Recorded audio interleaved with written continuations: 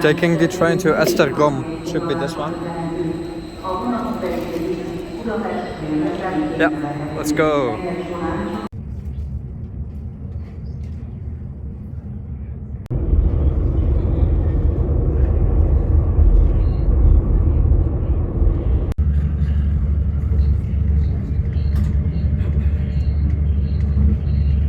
Just converted it, and currently, as of 2022, the month of May, this is €1 and 87 cents, which is a fair price, although for a little provincial town, not cheap by any stretch. Here you see the facades of the buildings are a little bit crumbling. The Hungarian provinces are quite diverse. Some are a bit less advanced and a bit less renovated.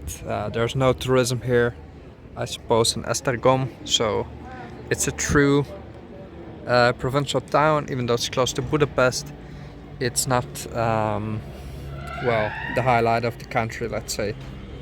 Right, let's check out this town. It looks pretty cute. I like that it hasn't been polished up and renovated, unlike a lot of other Hungarian towns. Here we still see the old pavement, which actually looks fairly nice.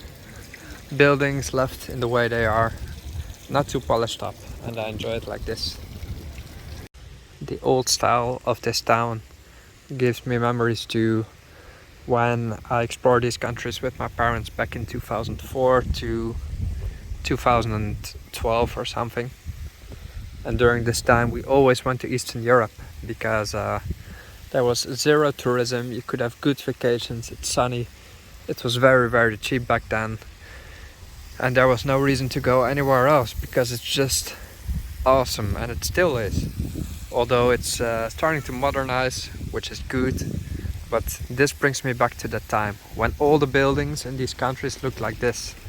That's not the case anymore because they're all getting a lick of paint, but it used to be in decay, state of decay, like this building right here, and then all over Eastern Europe. And then after 2010 things started to pick up, really, when, for example, well, some countries were added to the EU in, what was it, 2006, 2008, and then there were investments, everything started to get renovated. But this brings me back because that new modern influence hasn't touched here yet. It's completely unaffected here. Brings me to the carefree days, the absolutely carefree summers. I remember running around such fountains with my brother while my parents were having a cup of coffee or a glass of wine by the fountain. And it's always so relaxed in Eastern Europe. You had zero worries about pickpockets, about whatever, your bike getting stolen, nothing of the sort. You could leave your wallet on the table and it would be there the next day. Well, not everywhere, perhaps I'm exaggerating a bit. I also remember seeing a lot of poverty and whatnot.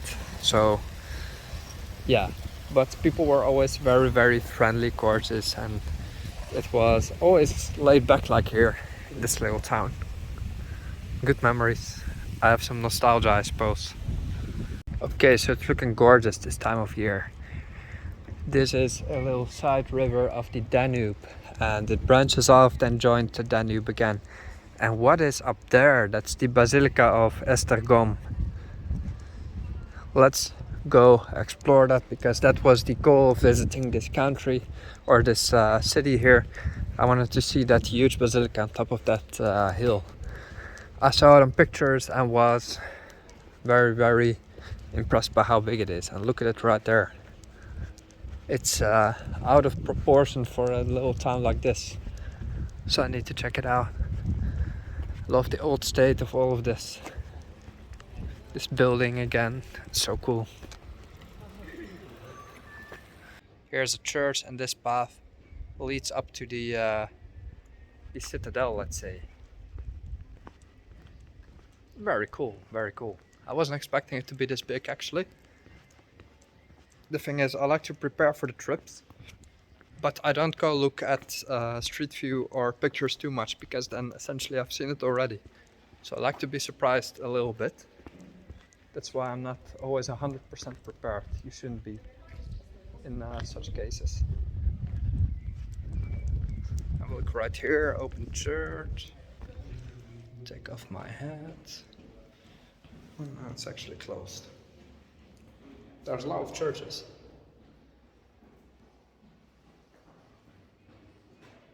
But not much going on. Let's continue upwards to the citadel, which I hope is actually open. Oh! Here we see the fortress. Up there. See? That's pretty impressive actually. Huh. And it will be a bit of a climb to get there.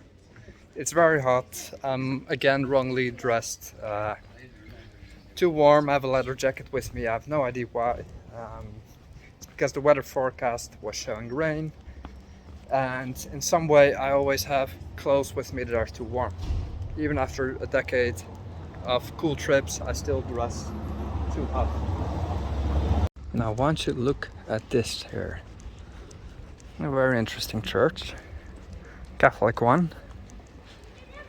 Huh. The town looks fine. The architecture is really, really good. Must have had some significance here in the earlier days. Pretty steep climb on such a hot day. This must be the backside of the basilica. The Esztergomi Basilica. It's built next to a fortress right there. Who knows in ancient times what has been up here. Often Christian churches, let's say, are built on top of sacred pagan temples. And that's to draw the energy from that side.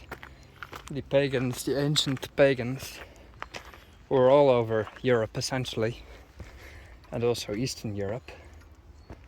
Slavic and Magyar cultures have very ancient pagan history. And the pagans knew how to draw energy from the earth. And they built their religious site on top of sites that sort of give off energy. That's how they did it. And then when the Christians took over Europe, they often constructed their churches on top of ancient sites. That's how that went. It was a great reset, essentially, from pagan cultures, ancient pagan Europe, to a new Christian Europe, and that's how it's still today. Now that's the bridge over the Danube that I'm going to cross later. I believe, if I recall correctly, the town on the other side is called Sturovo or something. It's in Slovakia. You can see there's a lot of flats. Slovakia has a lot of flats. We can see the difference between Hungary and Slovakia immediately. Hungary, even during communist times, they were not a big fan of commie blocks. They had a different idea of living. Hungary built a lot of houses, and even though there are commie blocks, there's quite many of them, it's not so dominant as it is in Slovakia and the rest of Eastern Europe. Because what you see right there is only flats. Even though there's a lot of space, a lot of Slovaks live in flats. And Hungarians more often live in houses, individual houses. So each country in Central and Eastern Europe has their little quirks and characteristics, which you can see from from a distance. Like right here, see, not a commie block inside, and there on the other side there's only flats. Now, in ancient times, all of this used to be a fortress. The basilica was probably built within that fortress later. The fortified walls are still standing. I'm now making my way up through the fortress walls. I suppose it's been renovated very well. And up there is the basilica, which seems to be made as a triumph over what was once up here. Look at it. It could be even bigger than the Basilica in Budapest. Just enormous. I don't know what it is exactly. I would need to read into the history a bit more. What I do know is that it looks very, very cool. Although I'm afraid it's closed because I see some scaffolding. Could mean a renovation, so I hope it's open.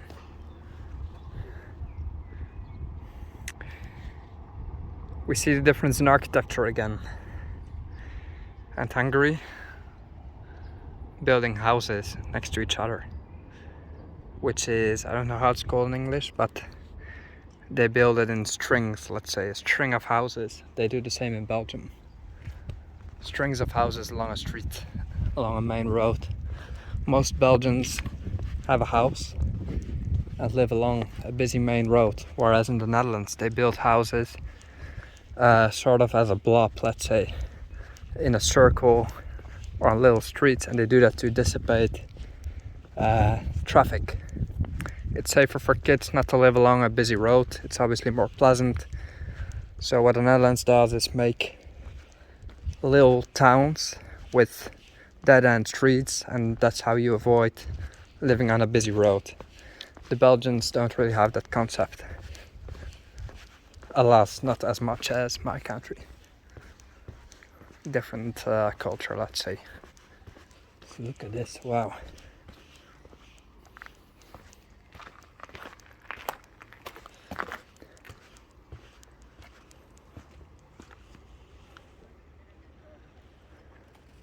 It's incredibly big.